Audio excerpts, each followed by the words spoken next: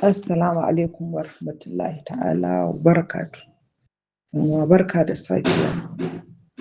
A cikin wannan bidiyon an ga ɗumbun masu ziyara suna taruwa a daren tunawa da shahadar Sayyidina Rasulullah sallallahu alaihi wa sallama a makabartar shahidin jagorar jihadin musulunci Ayatollah Said Ali Khamenei da ke raudar Darul Zikir a cikin haramin Imam Rida da ke birnin Mishdad.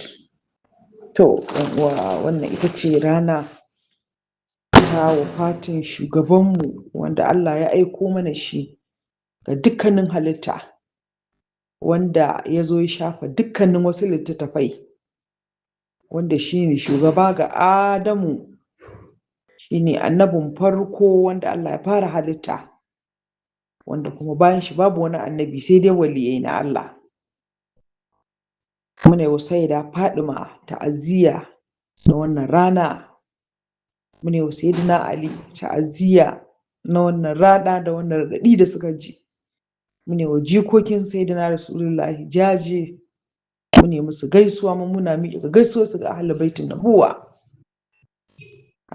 Muna baƙin ciki, muna kuka, mu ma muna jin raɗaɗi da shahadar Sayyidina Rasulullah, muna jin kuka. Shahadar Sayyidina Rasulullah shekara 1400, amma har yanzu sabuwa ce. Wannan rana ce ta hutu ga Sayyidina Rasulullah, amma mu a gurinmu wannan rana ce ta bala'i da tashin hankali, domin dukkanin musulmi daga ranar ne aka sa takalma na ɓacewa, daga ranar ne aka fara fitar da gangariyan 'yan wuta, daga ranar aka jefa musulunci a cikin musiba, daga ranar aka birkita komai, daga ranar aka fara lalata komai, daga ranar muka shiga tsilla-tsilla, daga ranar muka shiga kewaye-kewaye, daga ranar rarrabuwa ta fara isowa gare mu.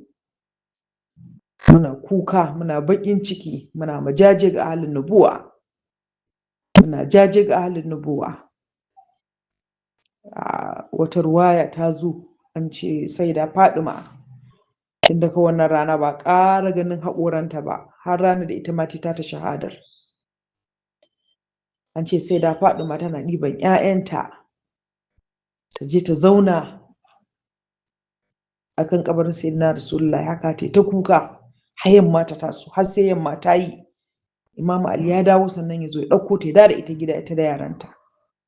Bata ƙara farin ciki ta rayuwa mai daɗi ba har ran da ita ma aka kira ta. Nan yana ɗaya daga cikin hadisai da aka kawo akan cewa daman ya ba ta bishara akan ita za ta fara bin shi. Wasu sun ce bayan kwana 40, wasu sun ce wata 6, wasu sun ce wata 3, amma dai kam a cikin zuri'a annabi ita ta fara bin shi. Ya Sayyida mu ne miki jaji, muna taya ki baƙin ciki da wannan abu da kika ɗanɗana. Lalle kin ɗanɗana wani raɗaɗi mai ɗaci, kin yi kuka wani kuka da baki taɓa jin irin shi ba. Kin yi rashin da ba wanda zai taɓa rashi irin shi. Tun daga Adamu ba wanda zai ji daɗin raɗaɗin rashin da kika ji. Wannan ita ce wata jaraba ta rayuwarki na raɗaɗin da kika ji a lokacin da mahaifinki ya kwanta dama.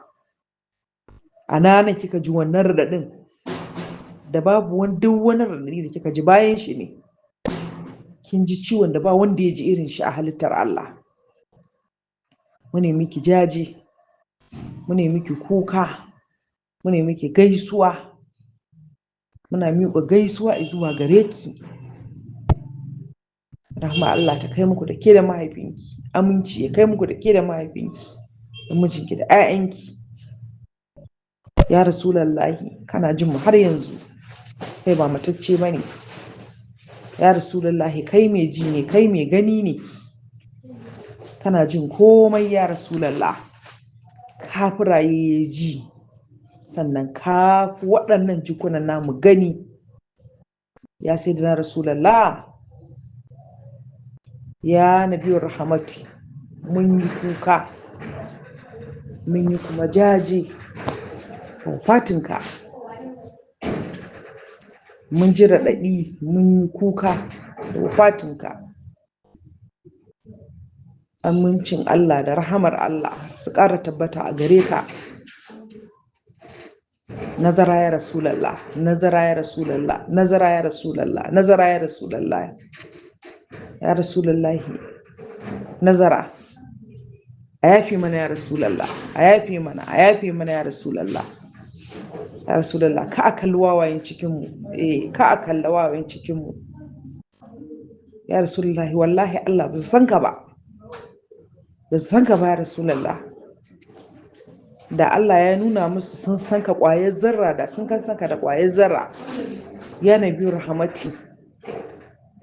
Da wani sai ya yi kamar sai an daka mai tsawa, da sun san ka ƙwayar zarra, da sun natsu. Ya Rasulullahi, mu ma ɗin ba mun san ka ba ne. Da mun san ka mu ma yadda Sayyida ba ta ƙara dariya ba, mu ma da ba za mu ƙara dariya ba ai. Afuwan ya Rasulallah, afuwan ya Rasulallah, afuwan ya Rasulallah.